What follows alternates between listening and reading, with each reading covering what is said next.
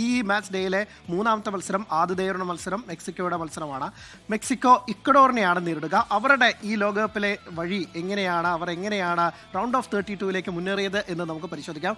Mexico ആദ്യ മത്സരത്തിൽ ദക്ഷിണാഫ്രിക്കയെ 2-0 തോൽപ്പിച്ചുകൊണ്ടാണ് തുടങ്ങിയത്. തൊട്ടടുത്ത മത്സരത്തിൽ ദക്ഷിണ കൊറിയയെ ഏഷ്യൻ പ്രതീക്ഷകളുമായി എത്തിയ ദക്ഷിണ കൊറിയയെ 1-0 തോൽപ്പിച്ചു.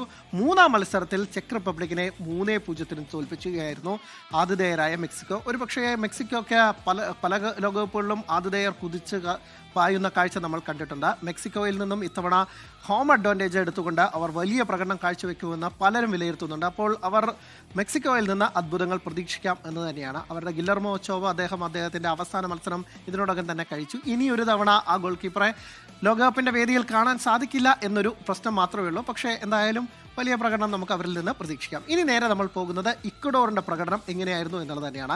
ഇക്വഡോർ അവരുടെ ആദ്യ മത്സരത്തിൽ ഐവറി കോസ്റ്റിനെതിരെ തോറ്റാണ് തുടങ്ങിയത്. അവസാന നിമിഷത്തെ ഗോളിലാണ് തോറ്റത്. അത് വലിയ ക്ഷീണമുണ്ടാക്കി. ഇക്വഡോർ ലാറ്റിൻ അമേരിക്കൻ മേഖലയിൽ നിന്ന് ബ്രസീലിനും യുറുഗ്വേക്കും ഒക്കെ തന്നെ കൊളംബിയയ്ക്ക് മുന്നേ അവർ യോഗ്യത നേടിയ ടീമാണ്. അർജന്റീനയ്ക്ക് തൊട്ട് പിന്നിലായിരുന്നു അവരുടെ സ്ഥാനമുണ്ടായിരുന്നു. അപ്പോൾ ഈ ലോകകപ്പിൽ വമ്പൻ പ്രകടനം ആ ടീമിൽ നിന്ന് പ്രതീക്ഷിക്കുന്നുണ്ട്. അവരുടെ സുവർണ്ണ തലമുറയുമായി എത്തുന്ന ഇക്വഡോർ ഈ ലോകകപ്പിൽ അങ്ങനെ ചുമ്മാ മടങ്ങാൻ വന്നവരല്ല എന്ന് തെളിയിക്കുന്നതായിരുന്നു ആദ്യ മത്സരത്തിലെ തോൽവിക്ക് ശേഷമുള്ള പ്രകടനം. രണ്ടാം മത്സരത്തിൽ ക്യൂറസാവയ്ക്കെതിരെ ഒരു ഗോൾ രഹിത സമനില വഴങ്ങിയതാണ്. പക്ഷേ മൂന്നാം മത്സരത്തിലാണ് എന്താണ് ഇക്വഡോർ, എന്താണ് അവരുടെ കരുത്ത് എന്ന് കണ്ടത്.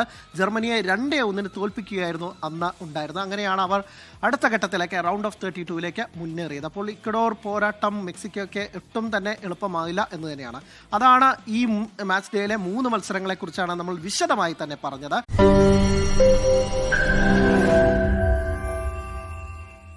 ലോകത്തെവിടെയായാലും ഏത് സമയത്തും 24 വാർത്തകളും ഓഗ്മെന്റഡ് റിയാലിറ്റി പാക്കേജുകളും എക്സ്പ്ലെയിനറുകളും വിശദമായി കാണാൻ ഞങ്ങളുടെ യൂട്യൂബ് ചാനൽ നിങ്ങൾക്ക് സബ്സ്ക്രൈബ് ചെയ്യാം.